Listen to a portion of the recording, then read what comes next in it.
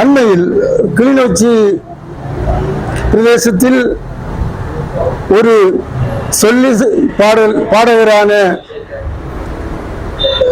கணேஷ்குமார் சங்கீதன் கைதானது எந்த பயங்கரவாத தடை சட்டம் இந்த நாட்டுக்கு தேவையில்லை என்று நாங்கள் எதிர்பார்க்கின்றோமோ அந்த சட்டத்தின் கீழே மற்றொரு கைது நிகழ்ந்திருப்பது, இந்த கைது சம்பவம் நிகழ்ந்திருப்பது ஒரு துரதிர்ஷ்டவசமாகும்.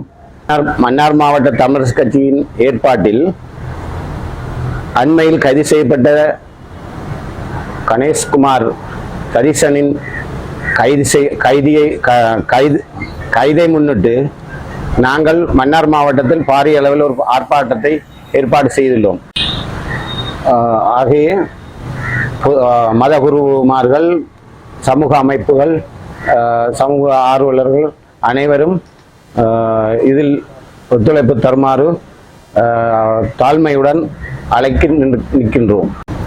இந்த நாட்டில் நீண்ட காலமாக புறையோடி போயுள்ள தமிழ் மக்களுடைய அரசியல் விடயத்தில் இன்னும் ஒரு தீர்க்கமான ஒரு தீர்வை காண முடியாத சூழ்நிலையில் இந்த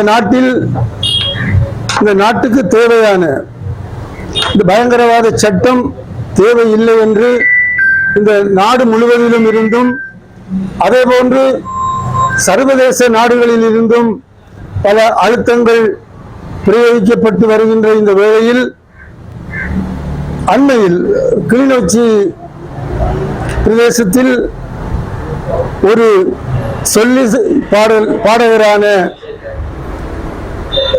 கணேஷ்குமார் சங்கீதன் கைதானது எந்த பயங்கரவாத தடை சட்டம் இந்த நாட்டுக்கு தேவையில்லை என்று நாங்கள் எதிர்பார்க்கின்றோமோ அந்த சட்டத்தின் கீழே மற்றொரு கைது நிகழ்ந்திருப்பது, இந்த கைது சம்பவம் நிகழ்ந்திருப்பது ஒரு துரதிர்ஷ்டவசமாகும்.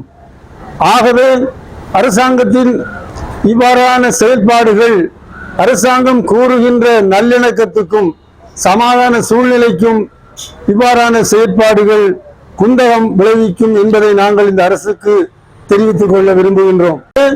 அரசாங்கமானது இவ்வாறான செயல்களை விட்டு தாங்கள் இந்த நாட்டில் மக்களை அச்சத்தின் சூழ்நிலைக்குள் வாழுவதற்கு வழிபடுவது போல் தெரிகின்றது. ஆகவே இந்த அரசாங்கம் இந்த பயங்கரவாத தடை சட்டத்தை இந்த நாட்டிலிருந்து